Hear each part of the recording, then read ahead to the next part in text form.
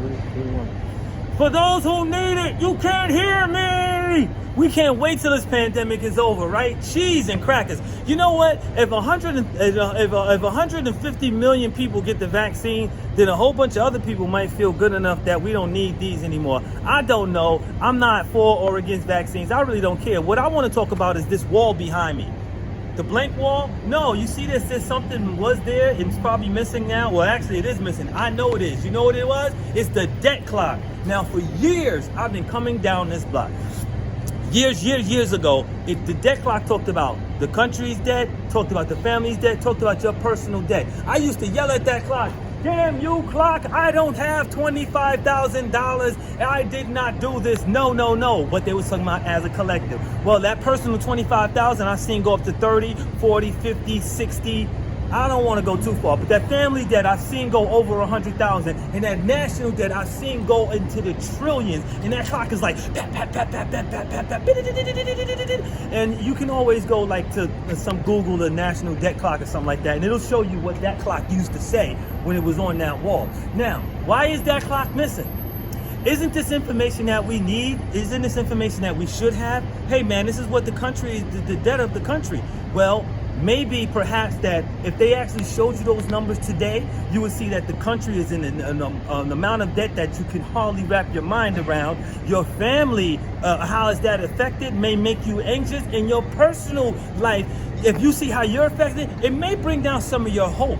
And it may look at these banking institutions, and these banking institutions might say, well, if we don't really have the people, you know, in that teetering way that we used to have them, we'll lose control.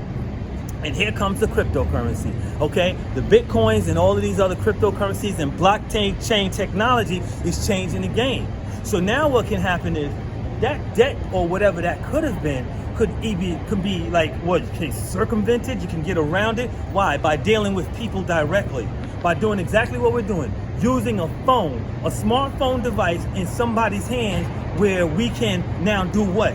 We can make value out of things that don't have to be scarce. You don't have to steal diamonds and put them in a locker. You don't have to say you can't get any gold because you don't want to use your mining equipment to mine out gold. By the way, we've been off the gold standard for 100 years. So therefore, money has been created out of nothing. So then when we talk about cryptocurrency being created out of nothing, then we are already ready for that. So what we're talking about is perceived value. When we as human beings start to value each other, we do just like they did with that clock. Take it down. You won't need it anymore. But what happens is the people who don't want you to lose hope and lose faith in the system, they want you to stay where you are so they can keep power. We don't want to lose hope in humanity, because once we lose hope in humanity, what do you have?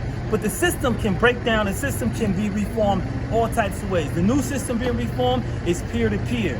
And that's what blockchain technology is helping us all do, is work with each other, circumvent a big bank or some big corrupt guy who sits there and tells you that because of the moves they made and put the entire nation in a whole bunch of debt, to whom, I don't know, maybe Saturn, because you know, we're all part of the earth. How can you you can owe yourself, you know, left owes the right, whatever.